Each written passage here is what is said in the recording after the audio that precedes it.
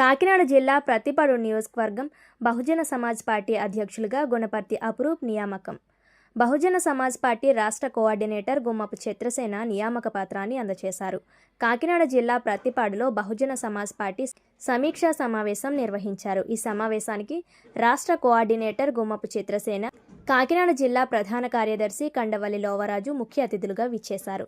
సమావేశంలో రాష్ట్ర కోఆర్డినేటర్ గుమ్మపు చిత్రసేన మాట్లాడుతూ ప్రతిపాడు నియోజకవర్గంలో బీఎస్పీ బలోపేతానికి కృషి చేయాలని తెలియజేశారు. అనంతరం కండవల్లి లోవరాజు మాట్లాడుతూ అంబేద్కర్ ఆశయ సాధనకే కృషి చేస్తున్న గుణపర్తి అపురూప్ను అభినందించారు. ఈ సందర్భంగా బహుజన సమాజ్ పార్టీ ప్రతిపాడు నియోజకవర్గ అధ్యక్షుడు గుణపర్తి అపురూప్ మాట్లాడుతూ కాన్సీరాం సిద్ధాంతాలను, అంబేద్కర్ ఆశయాలను నియోజకవర్గంలో గల బహుజనులకు చేరవేసి అభివృద్ధికి తోడ్పడతానని తెలియజేశారు. ఈ కార్యక్రమంలో బీఎస్పీ పార్టీ నాయకులు, కార్యకర్తలు పాల్గొన్నారు. ఎందుకంటే ఇక మనం ముందొక మాట వెనకొక మాట అనేది ఏమనుకోలేదు. ఎందుకంటే మనందరం కూడా అప్రూవ్ పని చేసినా, మీరు పని చేసినా, లోవరాజు గారు పని చేసినా, నేను పని చేసినా మనందరికీ మోటివ్ ఒకటే.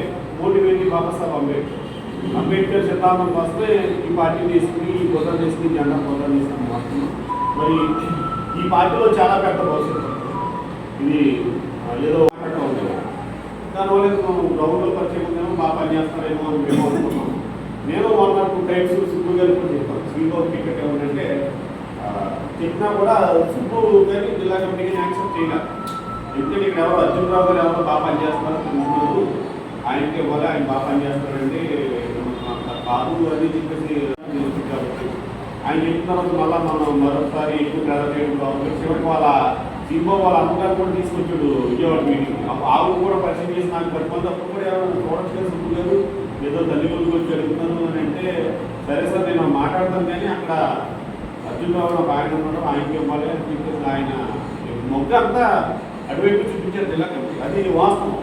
నేను చెప్పిన తర్వాత కూడా మీ వైపు చూపించారు. కానీ చివరాఖరికి మన లోపరాజు గారు చెప్పినట్టుగా రకరకాల పరిణామాల మధ్యన అదేదో జరిగిపోయింది.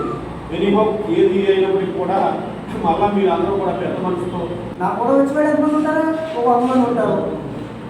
నాకు చాలా మంది మరి పిఠాపురం ఏ మూలకైనా లావరాజు అంటారు. నువ్వు 10 వచ్చానంటే ఏ మూలకి వచ్చినా లావరాజు అంటారు.